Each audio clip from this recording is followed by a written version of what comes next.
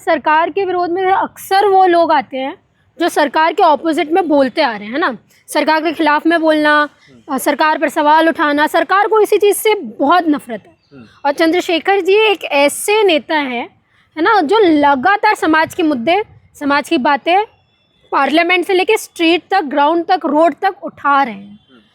पहले भी जब वो सांसद नहीं थे तब भी उन्होंने ग्राउंड पे लोगों के मुद्दे उठाए हैं, स्पेशली वो जो दलित, शोषित, वंचित कम्युनिटी से बिलोंग करते हैं, उनके खासकर मुद्दे गवर्नमेंट के सामने रखे, कई आंदोलन किए। अब सांसद बनने के बाद सर ये है ना कि अब वो पार्लियामेंट के अंदर भी उन लोगों की बात उठा रहे हैं, तब उनको हजम नहीं हो रहा है तो वो क्या करेंगे। लेकिन फिर अगर हजम नहीं हो रहा है या कुछ ऐसा उनका पर्सनल दिक्कत है तो कभी जानलेवा हमला कर देना, कभी उनके काफिला पर जो है पत्थर फेंक देना, कभी उनको ये कहना जो ना इसका जात का पता है ना बाप का पता है। क्या है ना, जब आपके पास में इंसान की कोई और बात नहीं होती तो आप कैरेक्टर पे उतरते हो। तो सरकार भी अब क्या है, ऐसे लोग, और ये बात आप मान के चलिए कि जो भी लोग हैं, ये जो भी चीज़ें ये लोग कर रहे हैं वो सरकार की शय पर की जा रही है। ठीक है, सरकार को सारी चीज़ें पता है। एक सांसद के ऊपर इतने थ्रेट आना, ठीक है, उसके जात के बारे में बोलना, उसके मतलब उसकी कम्युनिटी के बारे में बोलना, और ये चीज़ सिर्फ उनके साथ नहीं की गई है ना, उनकी जात के बारे में राहुल गांधी के ऊपर भी बोला गया कि तुम कौन सी जात हो, तुम्हें तो खुद नहीं पता, अपने आप को ब्राह्मण क्या कहते हो। तो ये सो कॉल्ड कुछ लोग जो ऊपर बैठे हैं ना, इनकी मानसिकता ही मनुवादी मानसिकता है सर। इनको क्या बोलोगे आप कि ये वो बोल सकते हैं ना, ये वैसे लोग हैं जो अपनी पिछड़ी सोच ना अभी तक भूल नहीं पाए हैं। तो उनको ये लगता है आज भी कई लोग जात से आगे होते हैं, कई लोग जो आप बर्थ जिस जात में ले लेते हो ना उसी के ऊपर सुपीरियर है। और ये बात आपको माननी पड़ेगी एक चीज़, सरकार की नज़रों पे, सरकार की आंखों के सामने सिर्फ वही लोग हैं जो सिर्फ सरकार से सवाल करते हैं, है ना, जिनको, जो वो लोग हैं जिससे डर है सरकार को, कि सरकार को पता है कि उनसे आने वाले टाइम पे हमको खतरा है। और चंद्रशेखर वही एक सोच है, वही एक चेहरा है कि उनको पता है कि हमारे बहुत सारे वोट बैंक चंद्रशेखर काटने वाले आने वाले टाइम पे। तो अब हम लोग तो खुद कुछ नहीं कर सकते, तो कर्णिसेना को छोड़ दो, तो कुछ बजरंग दल को छोड़ दो, है ना, और इससे उनकी ताकत कम नहीं होने वाली है।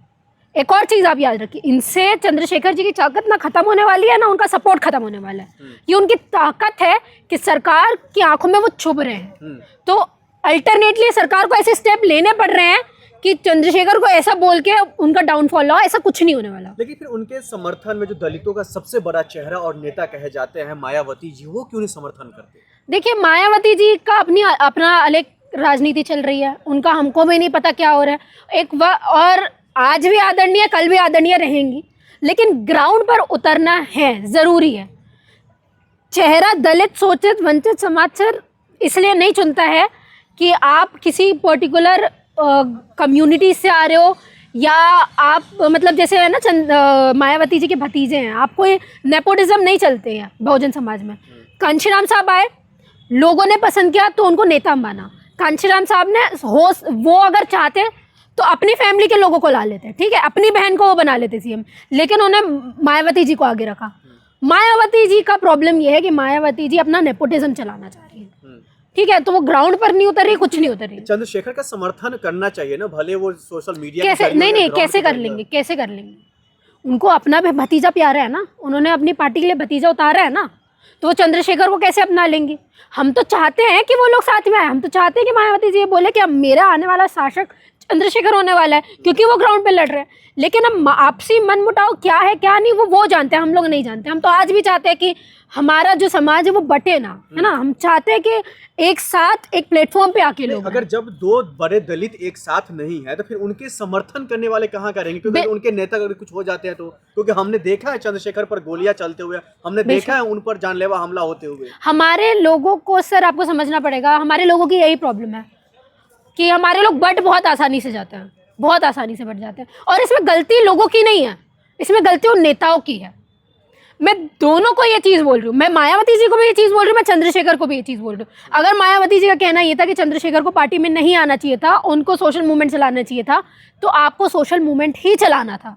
और दूसरी बात, अगर चंद्रशेखर जी ये चीज़ बोल रहे हैं कि उनको आने वाली लीडरशिप चाहिए, तो आपको भी अपना सेल्फिशनेस छोड़ के उनको लीडरशिप देनी चाहिए थी। दोनों की ना समझिए इसमें, और दोनों ही अपनी जगह गलत है।